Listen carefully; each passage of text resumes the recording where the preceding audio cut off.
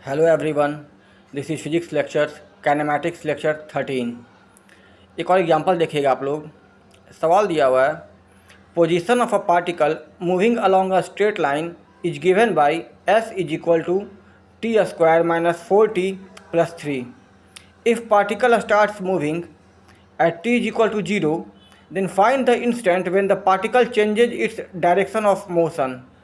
Find the instant when position of particle is 0 after t is equal to 0 second. Find the instantaneous acceleration at t is equal to 2 second and average acceleration between t is equal to 0 and t is equal to 2 second. अब देखिएगा आप लोग, सबसे पहले क्या निकालना है हम लोग को।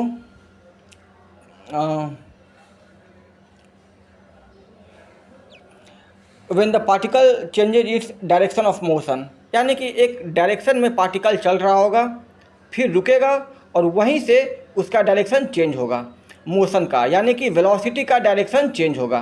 तो सबसे पहले हम लोग वेलोसिटी का एक्सप्रेशन निकालेंगे। उससे पहले हम लोगों को मैग्नीट्यूड ऑफ पोजीशन चाहते कि निकाल लें कि क्या होगा जब वो हम लोग देखना शुरू किए, यानी कि t बराबर 0। तो t बराबर 0 पे पार्टिकल कहाँ पे था, तो जिस डायरेक्शन में चल रहा है पार्टिकल, हम उस डायरेक्शन को मान लिए हैं एक्स एक्सिस। ठीक है, अलॉन्ग स्ट्रेट लाइन चल रहा है, उस लाइन को क्या मान लिए, एक्स एक्सिस। तो t बराबर 0 पे निकालेंगे, बस s के एक्सप्रेशन में t is equal to 0 put कर देंगे। तो 0 का स्क्वायर 0 हो जाएगा, -4 × 0 0 प्लस 3। तो इनिशियल पोजीशन जहाँ से ऑब्जर्वेशन शुरू हुआ उस समय पार्टिकल का पोजीशन कहाँ पे है, 3, यानी कि ओरिजिन से 3 यूनिट आगे है, यानी कि 3 से वो 3 पे है जब हम लोग देखना शुरू किए। ठीक है, उस समय वेलोसिटी क्या होगा, तो बस ds/dt निकालेंगे। तो ds/dt का वैल्यू कितना आ जाएगा, इसको डिफ्रेंशिएट करेंगे तो t² का डिफ्रेंशिएशन 2t और -4t का -4, वैल्यू कितना आ जाएगा, 2t - 4। अब हम लोग चाहते हैं कि वेलोसिटी का वैल्यू निकालें जब t बराबर 0 हो।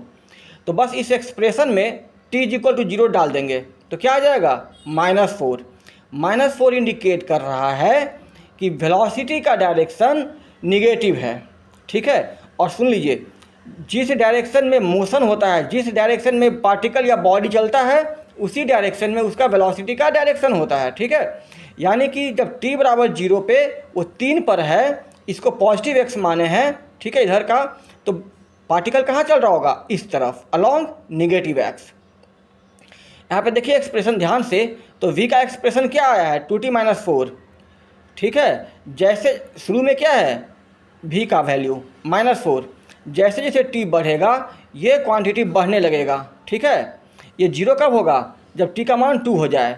तो t बराबर 2 पे ये क्वांटिटी 0 हो जाएगा और t बराबर 2 के बाद ये क्वांटिटी पॉजिटिव हो जाएगा, यानी कि वेलोसिटी पहले -4 है, धीरे धीरे वेलोसिटी जो है उसका वो कम होते जाएगा, वेलोसिटी 0 होगा और फिर वेलोसिटी बढ़ने लगेगा, यानी कि पार्टिकल या बॉडी का मोशन का डायरेक्शन चेंज होगा।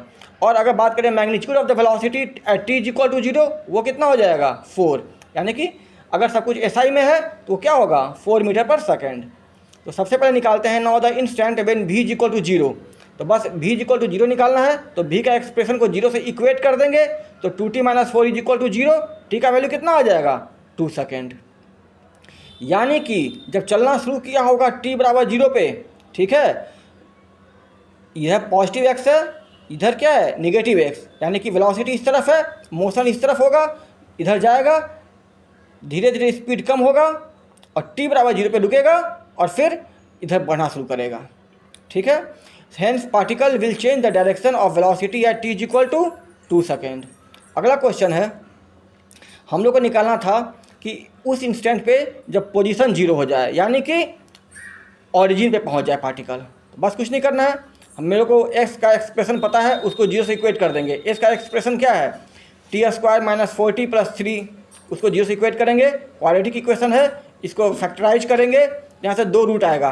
ठीक है, t - 3 × t - 1 is equal to 0, t is equal to 1 या फिर t is equal to 3।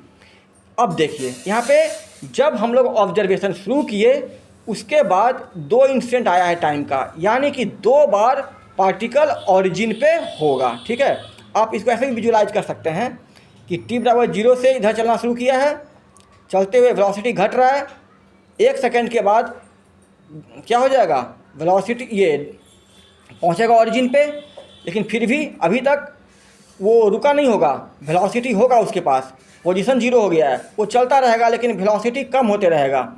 2 second के बाद वेलोसिटी 0 हो जाएगा, ठीक है, और वो इधर चलना शुरू करेगा, यानी कि वेलोसिटी का डायरेक्शन चेंज होगा।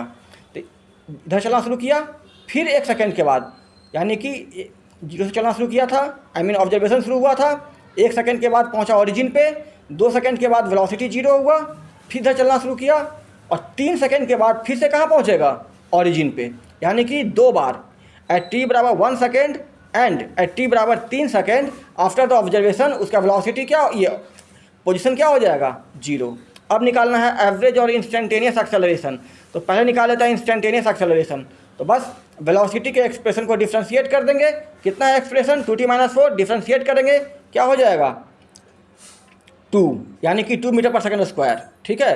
अब देखिए जो इंस्टेंटेनियस एक्सेलरेशन है वो इंडिपेंडेंट ऑफ t है, यानी कि कुछ भी रहे velocity, displacement, acceleration through out क्या है, कांस्टेंट।